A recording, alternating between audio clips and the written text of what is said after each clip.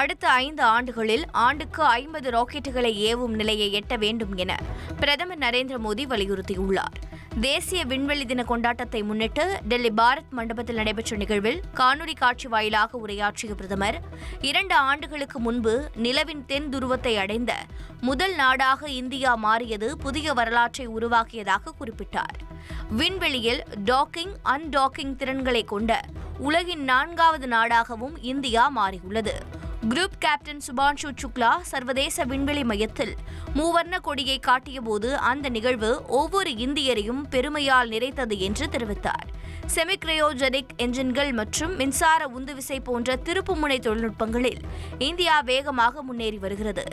இந்திய விஞ்ஞானிகளின் அயராத முயற்சிகளால் இந்தியா விரைவில் ககன்யான் திட்டத்தை தொடங்கும் என்றும் பிரதமர் நரேந்திர மோடி தெரிவித்தார். வரும் ஆண்டுகளில் இந்தியா அதன் சொந்த விண்வெளி நிலையத்தையும் உருவாக்கும். ஏற்கனவே சந்திரனையும் செவ்வாய் கிரகத்தையும் அடைந்துவிட்டது. இப்போது விண்வெளியின் ஆழமான பகுதிகளை ஆராய வேண்டும் என்று தெரிவித்தார். அடுத்த 5 ஆண்டுகளில் ஆண்டுக்கு 50 ராக்கெட்டுகளை, அதாவது வாரம் ஒரு முறை ஒரு ராக்கெட் ஏவும் நிலையை நாம் எட்ட வேண்டும் என்றும் பிரதமர் நரேந்திர மோடி வலியுறுத்தினார்.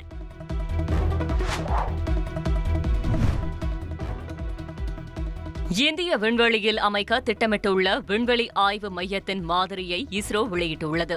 சர்வதேச விண்வெளி ஆய்வு மையத்தைப் போல இந்தியா தமக்கென பிரத்யேகமாக விண்வெளி ஆய்வு மையத்தை வரும் 2035ஆம் ஆண்டுக்குள் நிறுவ திட்டமிட்டுள்ளது. இந்த விண்வெளி ஆய்வு மையத்தின் மாதிரியை இஸ்ரோ வெளியிட்டுள்ளது. அதில் முதல் தொகுதியை வரும் 2028ஆம் ஆண்டுக்குள் அறிமுகம் செய்ய திட்டமிடப்பட்டுள்ளது. அதைத் தொடர்ந்து 2035ஆம் ஆண்டுக்குள் படிப்படியாக 5 தொகுதிகளாக விரிவுபடுத்தவும் திட்டமிடப்பட்டுள்ளது.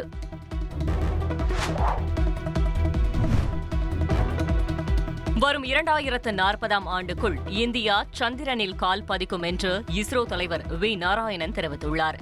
தேசிய விண்வெளி நாள் 2வது ஆண்டு கொண்டாட்டத்தில் அவர் பேசும்போது இதனை தெரிவித்தார். அப்போது வரும் 2040ஆம் ஆண்டுக்குள் இந்தியா சந்திரனில் தரையிறங்கும் என்றும் பாதுகாப்பாக திரும்பியும் வரும் என்றும் தெரிவித்தார். இதன் மூலம் 2040ஆம் ஆண்டுக்குள் இந்திய விண்வெளி திட்டம் உலகின் விண்வெளி திட்டத்துடன் சமமான நிலைக்கு உயரும் என்றும் அவர் தெரிவித்தார். இந்தியாவிடமிருந்து சுத்திகரிக்கப்பட்ட எண்ணெய் வாங்க வேண்டும் என்று யாரையும் கட்டாயப்படுத்தவில்லை என வெளியுறவு அமைச்சர் ஜெய்சங்கர் தெரிவித்துள்ளார். டெல்லியில் ஆங்கில நாளேட்டின் சார்பில் நடைபெற்ற கருத்தரங்கில் சிறப்பு விருந்தினராக கலந்து கொண்டு பேசிய அவர், இந்தியாவிடமிருந்து எண்ணெய் அல்லது சுத்திகரிக்கப்பட்ட பொருட்களை வாங்குவதில் பிற நாடுகளுக்கு சிக்கல் இருந்தால் அதை வாங்க வேண்டாம் என தெரிவித்தார்.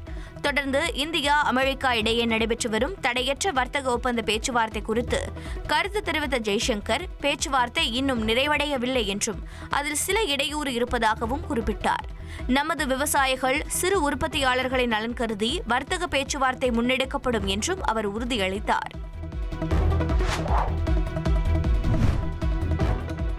கர்நாடகா மாநிலம் தர்மஸ்தலாவில் நூற்றுக்கணக்கான பெண்கள் மற்றும் சிறுமிகளின் உடல்களை புதைத்ததாக புகார் அளித்த நபரை சிறப்பு விசாரணை குழுவினர் கைது செய்துள்ளனர். தர்மஸ்தலாவில் கடந்த 1995 முதல் 2014ஆம் ஆண்டு வரை நூற்றுக்கணக்கான உடல்களை புதைக்குமாறு தாம் நிர்பந்திக்கப்பட்டதாக சின்னையா என்பவர் போலீசில் புகார் செய்திருந்தார்.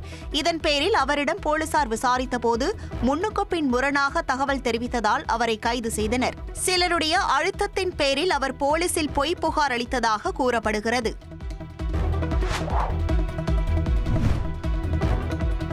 உத்தரகாண்ட் மாநிலம் சாமோலியில் மேகவெடிப்பு காரணமாக ஏற்பட்ட திடீர் வெள்ளத்தில் பல வீடுகள் சேதமடைந்துள்ளன. சாமோலியில் உள்ள தாராலி பகுதியில் இரவு ஏற்பட்ட மேகவெடிப்பால் கனமழை பெய்து வெள்ளப்பெருக்கு ஏற்பட்டது. பல வீடுகள் முற்றிலுமாக சேதமடைந்துள்ளன. பல இடங்களில் இடிபாடுகள் குவிந்துள்ளன. இச்சம்பவத்தில் 20 வயது இளம்பெண் உயிரிழந்ததாகவும் ஜோஷி என்ற நபர் மாயமானதாகவும் மாவட்ட நிர்வாகம் தெரிவித்துள்ளது. வெள்ளம் காரணமாக சாலை போக்குவரத்து தடைபட்டுள்ள நிலையில் மாநில பேரிடர் மீட்பு குழுவினர் மற்றும் போலீசார் இணைந்து மீட்பு பணியில் ஈடுபடுத்தப்பட்டுள்ளனர்.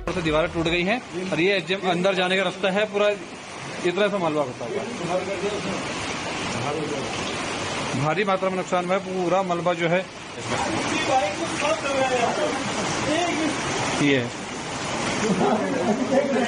இதனிடையே உத்தரகாஷி மாவட்டத்தில் தொடர் மழையால் நீர்நிலைகளில் நீர்மட்டம் உயர்ந்து வருகிறது.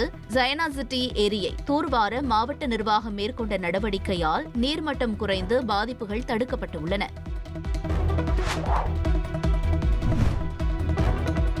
இந்தியா பாகிஸ்தான் அணு ஆயுத போரை தாம் நிறுத்தியதாக அமெரிக்க அதிபர் டொனால்டு ட்ரம்ப் மீண்டும் தெரிவித்துள்ளார். வாஷிங்டனில் செய்தியாளர்களை சந்தித்த அவர் இந்தியா பாகிஸ்தான் போரை மேற்கோள் காட்டி அதே பாணியில் யுக்ரைன் ரஷ்யா போரை முடிவுக்கு கொண்டுவரப் போவதாக நம்பிக்கை தெரிவித்தார். மேலும் இந்த விவகாரத்தில் அமெரிக்காவின் அடுத்த கட்ட நகர்வு இன்னும் 2 வாரத்தில் தெரியவரும் என ட்ரம்ப் குறிப்பிட்டார். இந்தியா பாகிஸ்தான் போரை ட்ரம்ப் நிறுத்தியதாக கூறியதற்கு ஏற்கனவே மத்திய அரசு மறுப்பு தெரிவித்திருந்தது நினைவு கூறத்தக்கது.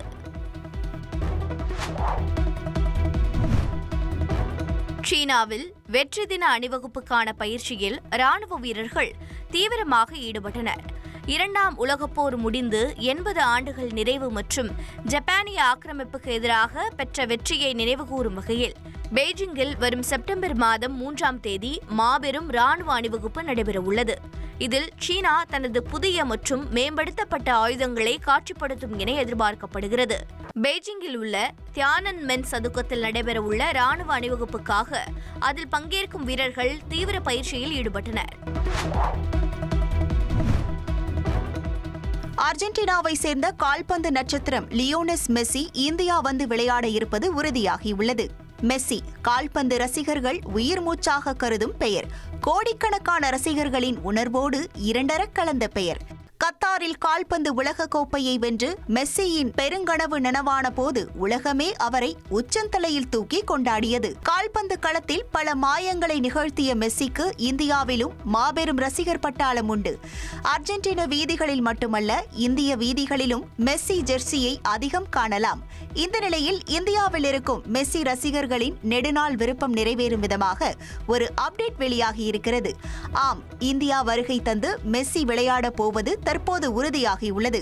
வருகிற நவம்பர் மாதம் கேரளாவில் நட்பு ரீதியிலான கால்பந்து போட்டியில் மெஸ்ஸி விளையாட இருப்பதாக அர்ஜென்டினா கால்பந்து சங்கம் அதிகாரப்பூர்வமாக அறிவித்துள்ளது. இதனை கேரள விளையாட்டுத்துறை அமைச்சரும் உறுதிப்படுத்தியிருப்பதால் மெஸ்ஸி ரசிகர்கள் கொண்டாட தொடங்கிவிட்டனர். விஜயின் லியோ படம் திரையரங்குகளில் 160 கோடி ரூபாய் மட்டுமே வசூலித்ததாக படத்தின் தயாரிப்பாளர் லலித்குமார் வருமான வரி தாக்கல் செய்திருப்பது அதிர்ச்சியை ஏற்படுத்தியுள்ளது.